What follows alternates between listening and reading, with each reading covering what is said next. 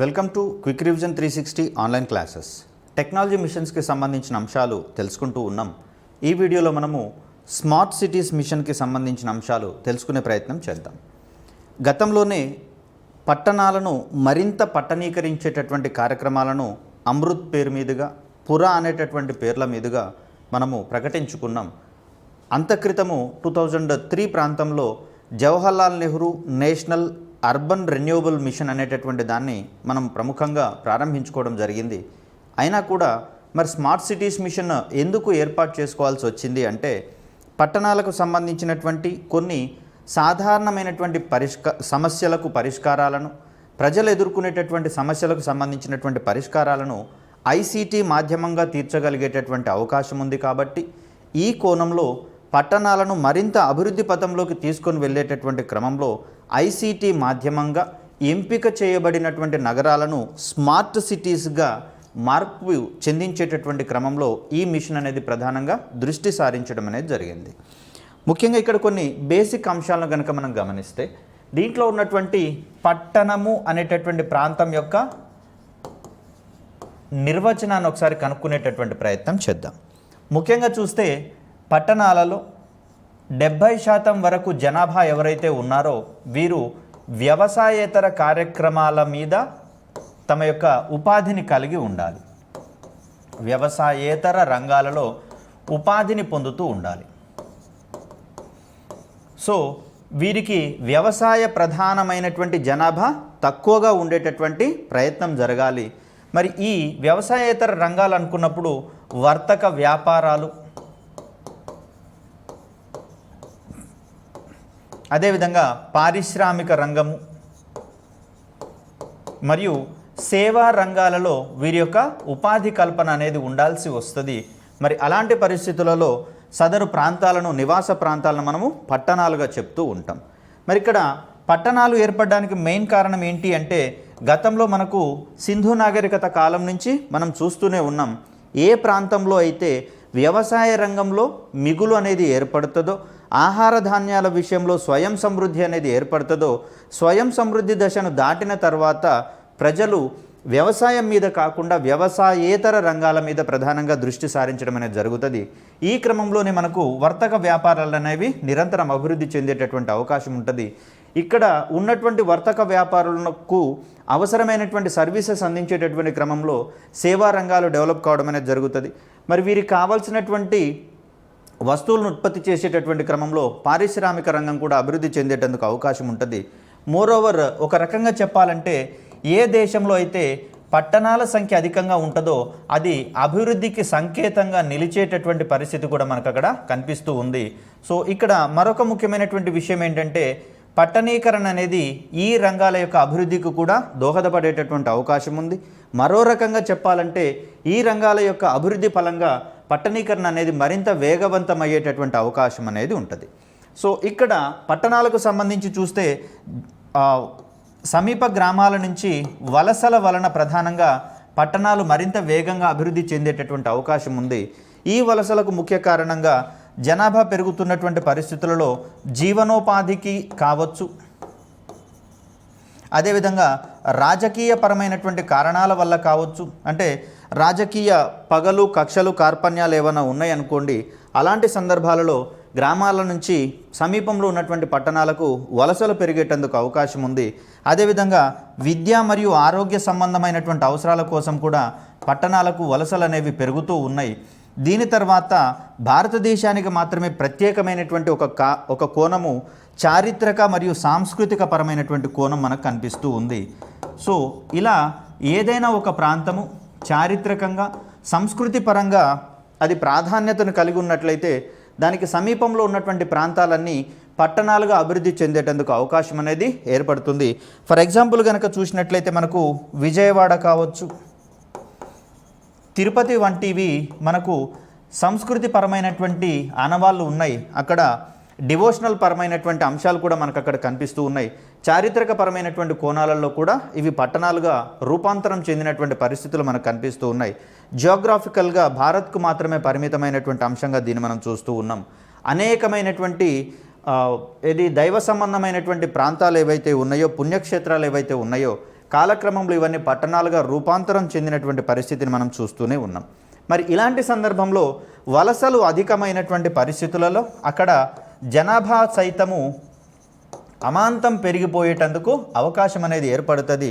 మరి అలా పట్టణాలు పురోభివృద్ధి చెందేటటువంటి క్రమంలో అక్కడ ఉన్నటువంటి జనాభాకు ఏర్పడేటటువంటి సమస్యలు ఏవైతే ఉన్నాయో ఈ సమస్యలను వీలైనంత సమర్థవంతంగా ఎదుర్కోవాల్సి వస్తుంది. వాటిని కనిష్టంగా వాటి వల్ల ఏర్పడేటటువంటి ఇబ్బందులను కనిష్టంగా పరిమితం చేయాల్సినటువంటి అవసరం ఉంటుంది. కాబట్టి అలాంటి పట్టణాలకు మాత్రమే ఆదరణ ఎక్కువగా పెరిగేటటువంటి అవకాశం ఉంటుంది. ఎందుకు హైదరాబాద్, వైజాగ్, విజయవాడ, తిరుపతి లాంటి పట్టణాల మీద మాత్రమే ఎక్కువ డిమాండ్ ఉంది, ప్రజలు అక్కడికి మాత్రమే వెళ్ళడానికి సుముఖంగా ఉన్నారు అంటే అక్కడ ప్రొవైడ్ చేస్తున్నటువంటి సౌకర్యాల యొక్క ఫలితంగా మనం అక్కడ చెప్పుకోవచ్చు. మరి ఇవన్నీ కూడా ఏకకాలంలో ఏర్పడ్డాయి కావు, ఏ ఒక్క రోజులోనో ఏ సంవత్సరంలోనో నెల రోజులలోనో ఏర్పడినవి కావు. అక్కడ సుమారు సంవత్సరాల కృషి అనేది వాటికి కనిపిస్తూ ఉంది. మరి ఈ కోణంలో చూస్తే భారతదేశంలో ఉన్నటువంటి అప్పటికే ఎస్టాబ్లిష్ అయి ఉన్నటువంటి పట్టణాలన్నింటినీ కూడా సమర్థవంతంగా ఇక్కడ స్మార్ట్ సాంకేతికతలు లేదా ఐసీటీ మాధ్యమంగా అనేటటువంటి రెండు పదాలు మనకు కనిపిస్తూ ఉంటాయి. ఇన్ఫర్మేషన్ అండ్ కమ్యూనికేషన్ టెక్నాలజీ మాధ్యమంగా పట్టణాలను మరింత వైవిధ్యభరితంగా మార్చగలిగేటటువంటి ప్రయత్నంగా ఇది మనకు కనిపిస్తూ ఉంటుంది. వీటి ఫలితంగా ఐసీటీ ఫలితంగా వీటిని స్మార్ట్ సిటీస్గా మార్చేటటువంటి ప్రయత్నం మనకు కనిపిస్తూ ఉంది. సో ఇందులో ఎస్ అంటే సింపుల్ అని, ఎం అంటే మోరల్ లేదా మోడర్న్ అనేటటువంటి పదజాలంగా చూస్తాం మనం. అదేవిధంగా ఏ ఫర్ అకౌంటబిలిటీ అంటే జవాబుదారీతనం పెరగాల్సి ఉంటుంది. R for responsibility, T for transparency. So ఈ విధమైనటువంటి అబ్రివేషన్ని మనము స్మార్ట్కి సంబంధించినటువంటి అంశంలో చూస్తాము. ఇక్కడ జనాల ఆవాసానికి చాలా సింపుల్ అవకాశాలు, సర్వసాధారణమైనటువంటి అవకాశాలను కల్పించాల్సి ఉంటుంది. అదేవిధంగా పట్టణాలు అనేవి మోడర్న్గా ఉండాల్సి వస్తుంది. ప్రస్తుతము షాపింగ్ మాల్స్ కావచ్చు, అదేవిధంగా మల్టీప్లెక్స్ల వంటివి సాధారణమైనటువంటి వాతావరణాన్ని మరింత సమున్నతంగా మార్చివేసినాయి. మరి మల్టీప్లెక్స్ల వంటి వాటిలలో ఎంటర్టైన్మెంట్ రంగాన్ని మరింత మోడర్నైజ్ చేస్తున్నటువంటి పరిస్థితులు మనకు కనిపిస్తూ ఉన్నాయి. కాబట్టి ఇటువంటి వాటిని అధిక మొత్తంలో ఏర్పాటు చేయాల్సినటువంటి అవసరము ఇక్కడ మనకు ఎక్కువగా ఉంటూ ఉంది. అదేవిధంగా రహదారులను కనుక మనం చూస్తే అక్కడ సీసీ కెమెరాల ద్వారా ఇటీవల కాలంలో ఏఐ ఆధారిత ఆర్టిఫిషియల్ ఇంటెలిజెన్స్ ఆధారిత సీసీ కెమెరాలను ఏర్పాటు చేయడం ద్వారా వాహనాల యొక్క రాకపోకలను సమర్థవంతంగా పర్యవేక్షించేటందుకు అవకాశం ఏర్పడింది. వీలైనంత తక్కువ కాలంలోనే అక్కడ ఏదైనా ఇబ్బంది కనుక ఏర్పడితే వాటిని పరిష్కరించగలిగేటటువంటి అవకాశాలు కూడా ఏర్పడ్డాయి. కాబట్టి అలా సాధ్యమైనంత మేరకు ఐసీటీ వనరుల సహాయంతో వాటిని మోడర్న్గా తీర్చిదిద్దాల్సినటువంటి అవసరం ఉంది. అదేవిధంగా అకౌంటబిలిటీ అంటే ఇక్కడ పట్టణాల యొక్క అభివృద్ధిలో కావచ్చు, వాటిని నిర్వహించేటటువంటి క్రమంలో కావచ్చు జవాబుదారీతనాన్ని పెంపొందించాల్సి వస్తుంది. అదేవిధంగా బాధ్యతాయుతమైనటువంటి పట్టణీకరణ మనము చేపట్టుకోవాల్సి వస్తుంది. మరియు ఇక్కడ పారదర్శకతను కూడా మనం ప్రముఖంగా ప్రస్తావించుకోవాల్సి వస్తుంది. ఈ అన్ని రకాలైనటువంటి అంశాలను ఐసీటీ మాధ్యమంగా అందిస్తూ ఉంటాం. కాబట్టి వాటికి సంబంధించినటువంటి సిటీస్ని మనము స్మార్ట్ సిటీస్గా పేర్కొంటూ ఉన్నాం. సో ఇక్కడ స్మార్ట్ సిటీస్కి సంబంధించి చూస్తే దేశవ్యాప్తంగా 100 వరకు ఎంపిక చేసినటువంటి నగరాలు ఏవైతే ఉన్నాయో ఈ ఎంపిక చేసినటువంటి నగరాలలో ఐసీటీ మాధ్యమంగా మనము కొన్ని ప్రత్యేకమైనటువంటి సౌకర్యాలను కల్పించేటటువంటి ప్రయత్నం చేస్తాం. సో ఏంటివా సౌకర్యాలు అంటే సుమారుగా 9 వరకు సౌకర్యాలను దీంట్లో ప్రముఖంగా ఎంపిక చేసుకోవడం అనేది జరిగింది. సో ఏంటివవి అంటే ఒకటి సురక్షితమైన తాగునీరు,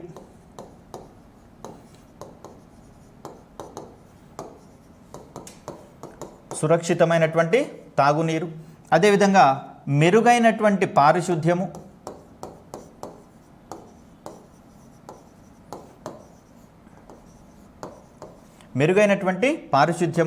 ఇక్కడ సమర్థవంతమైనటువంటి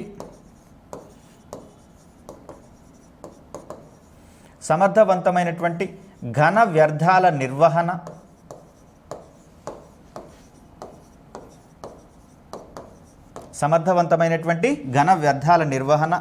నెక్స్ట్ నాణ్యమైన విద్యుత్ సరఫరా,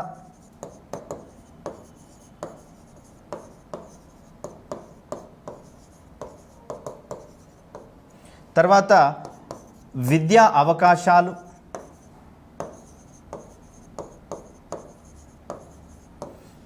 అవకాశాలు, మరియు వేగవంతమైనటువంటి అంతర్జాల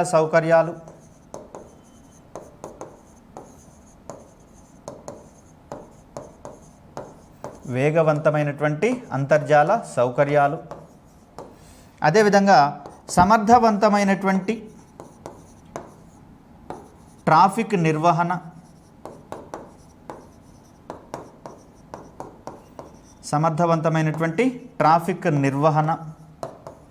అదేవిధంగా మెరుగైనటువంటి ఆరోగ్య సంరక్షణ,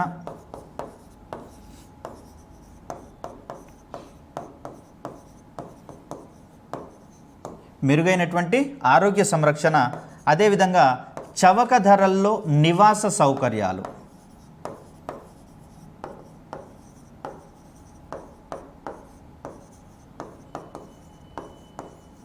సో వీటి మీద ప్రధానంగా దృష్టి సారించడం అనేది జరుగుతుంది.